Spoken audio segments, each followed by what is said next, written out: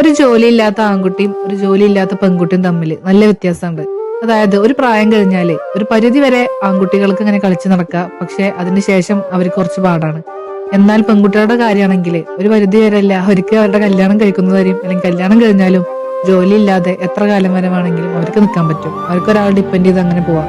പക്ഷെ ഒരു ആൺകുട്ടിയുടെ കാര്യമാണെങ്കിലോ, അവനക്ക് ഒരു പരിധി ഒരു വയസ്സ് കഴിഞ്ഞാല് അവന് ജോലിക്ക് പോയിരിക്കണം. അവന്റെ കാര്യങ്ങളോ അല്ലെങ്കിൽ അവന്റെ വീട്ടിലെ എല്ലാവരുടെ കാര്യങ്ങളും നോക്കിയിരിക്കണം. അത് അവന് പണ്ട് മുതലേ അവന്റെ തലയിൽ എഴുതപ്പെട്ടതാണ്. അപ്പോ ഇത്തരം കാര്യങ്ങളൊക്കെ നമ്മളെ സമൂഹം ആദ്യം തന്നെ അടിച്ചേൽപ്പിച്ച പോലെയാണ് ഈ ആൺകുട്ടികളുടെ കാര്യത്തില്.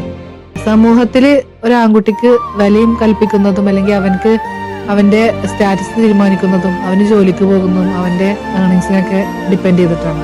പക്ഷെ അങ്ങനെയാണെങ്കിൽ പെൺകുട്ടികൾക്ക് അങ്ങനത്തെ പ്രശ്നങ്ങളൊന്നുമില്ല. അപ്പൊ ഈ ഒരു വീട്ടിലെ കാര്യങ്ങളാണെങ്കിൽ ആൺകുട്ടിയായാലും പെൺകുട്ടിയായാലും വീട്ടിലെ കാര്യങ്ങൾ എല്ലാവർക്കും നോക്കാൻ പറ്റും. അപ്പൊ ഈ ഈക്വാലിറ്റി ഒക്കെ പറയുന്ന ഈ ഒരു കാലഘട്ടത്തില് ആൺകുട്ടിയായാലും പെൺകുട്ടിയായാലും രണ്ടു കൂട്ടരെയും ഒരുപോലെ പരിഗണിക്കണം.